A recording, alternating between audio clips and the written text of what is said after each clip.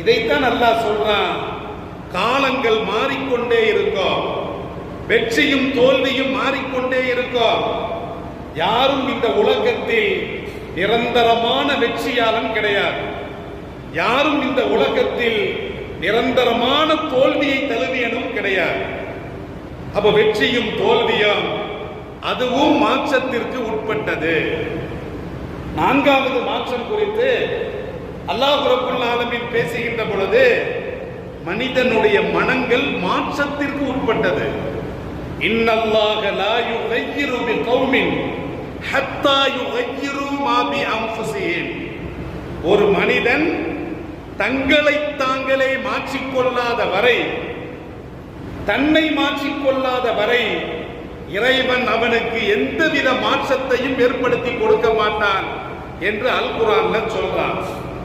நேற்று ஷிர்கிலே இருந்தவர்கள், நேற்று குஃப்ரிலே இருந்தவர்கள், நேற்று பிதாத்திலே இருந்த அந்த மனங்கள் இன்று ஹிதாயத் பெறுகிறதா இல்லையா?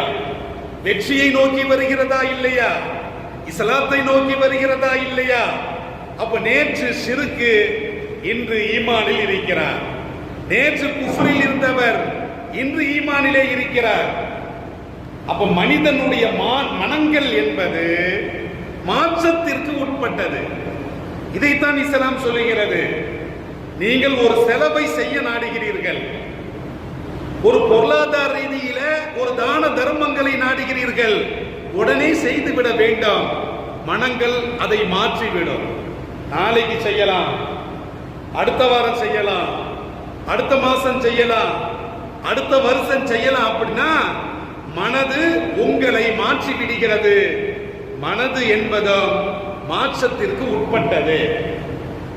எல்லாம் அல்லாஹ் ஐந்தாவதாக சொல்லுகின்ற பொழுது மனிதனுடைய பாவங்கள் குறித்து அல்லாஹ் சொல்லுகிறான்.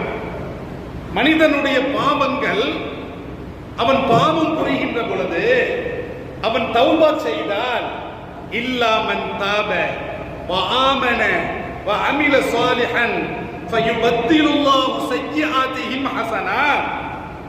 அவன் செய்த பாவங்களை அல்லாஹ் அப்படியே நன்மைகளாக மாற்றி விடுகிறான். பாவங்களை அழிப்பது ஒன்று, செய்த பாவங்கள் மன்னிக்கப்படுவது ஒன்று. அந்த பாவங்களையே எல்லாம் வல்ல அல்லாஹ் எப்படி மாற்றுகிறான்? நன்மைகளாக மாற்றுகிறான். அப்ப இஸ்லாத்துல, குர்ஆன்ல, ஹதீஸ்ல இந்த 5 மாற்றங்கள் குறித்து பேசுகிறது.